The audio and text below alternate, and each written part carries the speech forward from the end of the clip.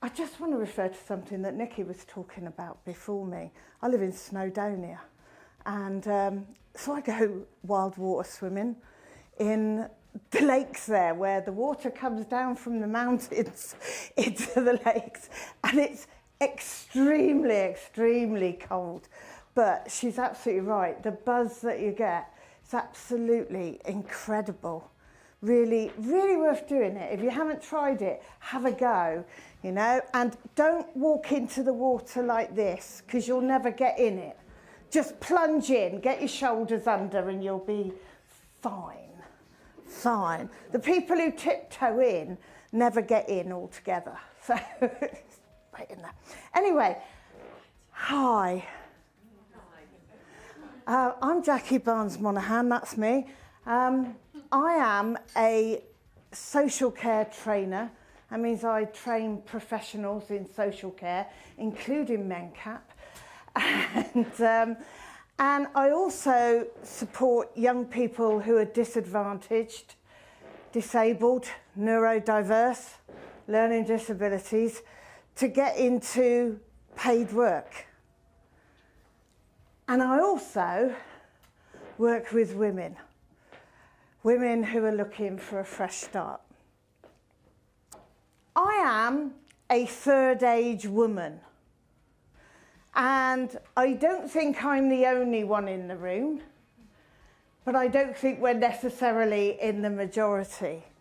If you don't know what third age is, it's when middle age has left the room, slamming the door very hard behind it. Okay? And youth is so far off, my varifocals don't help me see it. It's just much too long. This is a safe place, right? And what's said in the room stays in the room, okay? And there's no shame. Does anyone in the room watch soap operas? No. Couple. The rest of you just watch David Attenborough. Is that right? I know it's not considered classy or sophisticated to watch soap operas, so people deny it all the time. But then when they're watching a quiz show and there's a question about a soap opera character, strangely enough, they know the answer. I don't know if you know, but back in the 80s, so a sociologist did some research, and his research showed that actually watching soap operas is quite good for you, because it makes you realise your life is really okay. Because you're not married to a serial killer. And you don't have to go to the pub every day. So, well, unless you want to, of course. So I'm at the stage in life that is represented in soap operas so well, where the tart with the heart becomes the wise old woman of the village. If you're a soap opera secret watcher, you'll know that. Bet Lynch was the tart with a heart to the wise old woman that everyone came to for advice. Pat Butcher did the same, and Elsie Tanner. If you don't know who Elsie Tanner is, I'm probably old enough to be your mother or grandmother. Could be either of those. So that's the stage in life that I'm at. And it's a stage that when I was younger, I thought, oh God, I might as well be dead if I reach that age. How terrible. Mind you, I can remember being 15 and thinking 30 was ancient. So, you know, it's all relative, isn't it, as you go through life. It's a stage in life that has pros and cons, like every other life stage. One of the greatest pros is that I don't give a toss what anyone thinks anymore, as you can tell. So singing and dancing in the street is great fun, especially if you have a teenage grandchild with you. That's the absolute best. You know, people all go on about, oh, I've got a new grandchild and it's a baby. You wait till it's a teenager, it'll be much more fun when they're teenagers, okay? Of course, the con to that is it might trigger me dodgy knee or a dizzy spell. Because that's, you know, other pros, of course. There are lots and lots of these pros to this. Are that because I don't care what anyone thinks anymore, I'm a lot more daring than I used to be. I spent my whole life until about 15 years ago dressing the way that I thought other people thought I should dress. Wearing my hair the way I thought other people would say I should dress. And that's because I've had anxiety and depression since I was a child. And I was bullied at school. So to try and fit in, I just copied everybody else. Because if that's how they're dressing, how they're doing their hair, if that's how they're talking, and they're not bullying each other, then that must be the right way to be, yeah? And you know, it's really hard to get out of those habits, isn't it? It's really hard, and before you know it, you're ancient like me, or as my grandson loves to say it, Nan, you know in the Middle Ages when you were a kid, my granddaughter goes, Nan, you were a kid in the black and white days, weren't you? It's great. I love grandchildren sometimes. So, another thing about being this age, I was saying this at my table when I first sat down today, is people get very forgiving when you're this age, don't they? Because, like, they just go, oh, that's sweet. So you can get away with saying the most outrageous things in public. If you forget your name, so what? They'll just go, oh, don't worry about it. Or anything like that. So you can just get away with murder, which I might be thinking about, actually. No, I'm not thinking about that at all, not at all. So I've reached a stage where I'm statistically more likely to be a widow. Sorry, men. But there are more widows than widowers in the world. And I'm more likely to end up with a chronic illness. It just gets better, doesn't it? You're all thinking, oh, I can't wait. I know you are. But one of the things that I don't mind at all about getting older is that I don't feel like I have to be doing everything at 100 miles an hour. You know, all these years of working, and working in social care, those of you who don't, somebody earlier said they were NHS and that, you have to do everything at 100 miles an hour because there's not enough staff anywhere in the world to do all the work that you've got to do. And everyone's got the workload of 3 people. So you are running at 30 miles an hour, 100 miles an hour all the time. It's very difficult. So it's nice now that I can just relax a bit. I'm sort of semi-retired. Which is why I live in Snowdonia. Because if I wasn't, I'd have at least an hour's commute to any kind. Actually, I have an hour's commute to everything. Everything. If I needed an ambulance, that would be a long wait for one to arrive. You know, everywhere is an hour away. The other weekend, my laptop gave up the ghost, and I had to deliver some training online on the Tuesday. And this happened on the Sunday. So Monday, I'm up at the crack of dawn to be at Curry's when they open, over an hour away, to buy a laptop. So I don't have much choice except what they've got in the shop either. So that's what it's like in Snowdonia, but it's fabulous and you really should try it. So what do?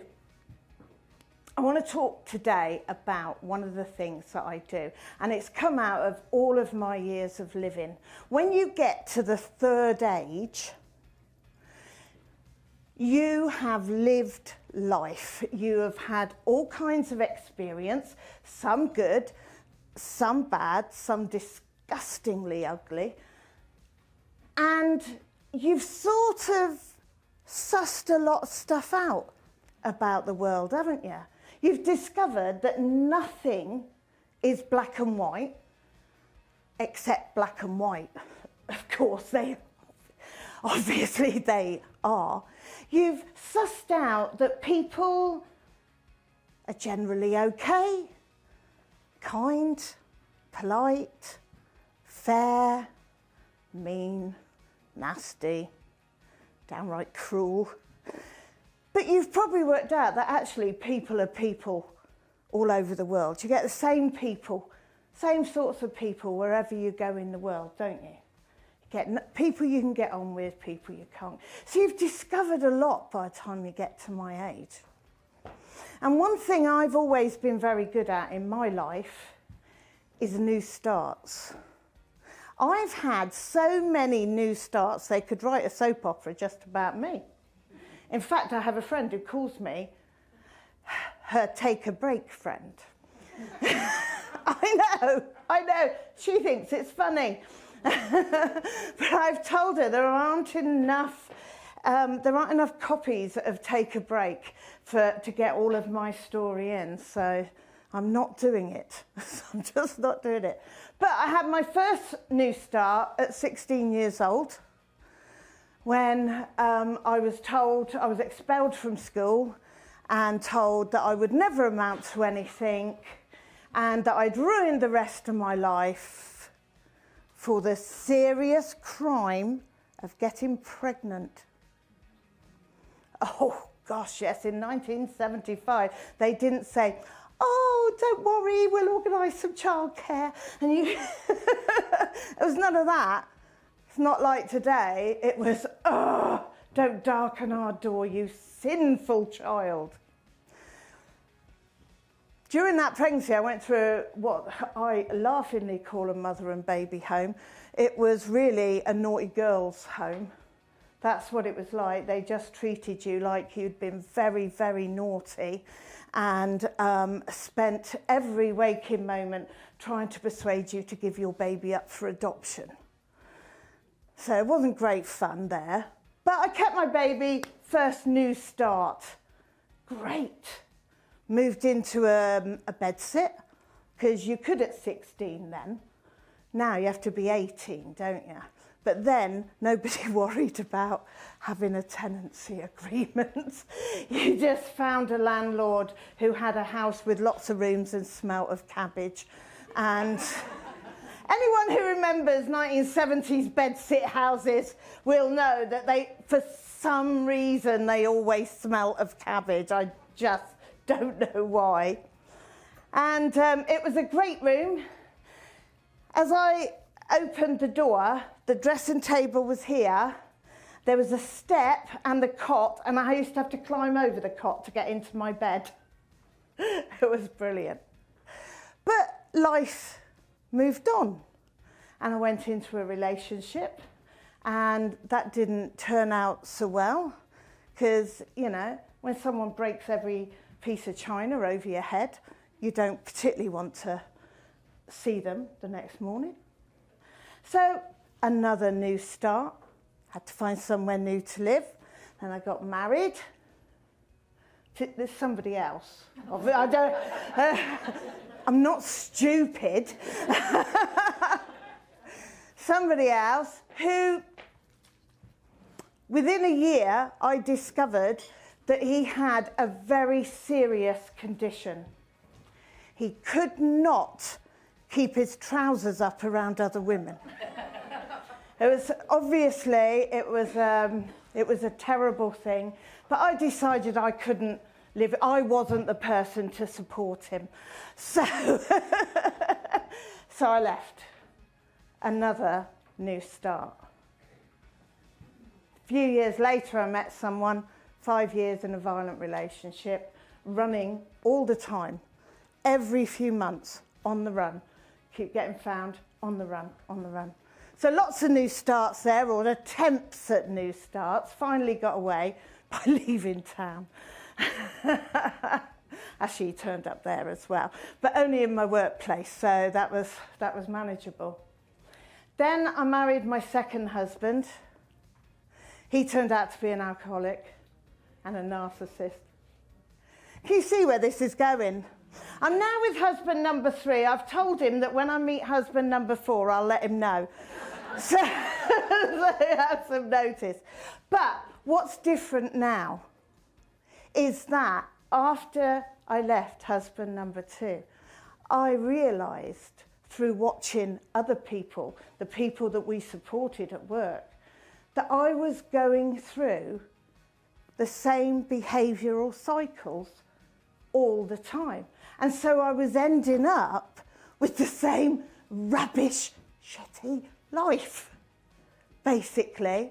And we all do that. We all have certain behaviours that we just keep doing, and they just keep giving us the same results. Now, if you're clever and you got into really good behaviours right from the start, you'll be doing really well, and I congratulate you. But I wasn't one of those. So after number 2, I sat down and I made a list of what I wanted in my life. And it's only been since then that I've got a husband who's always there for me, who supports me and isn't interested in other women and isn't an alcoholic. I started my own business just 2 years ago in the third age. And yeah, I'm living in Snowdonia, a place of my dreams, really, a place I never thought I'd ever be at. I thought I'd be on the council estate forever. Not that that's such a bad thing. So, that's what I'm offering today. This is me. I'm the Queen Bee at the Bee Academy, and I'm offering 50% off 3 personal development or career coaching sessions. That's my speciality. Or a place on my BU course, which is for women. It's 6 sessions, and it's all about finding out who you really are and making that fresh start, making a real change that lasts, so you don't have to keep going through those cycles over.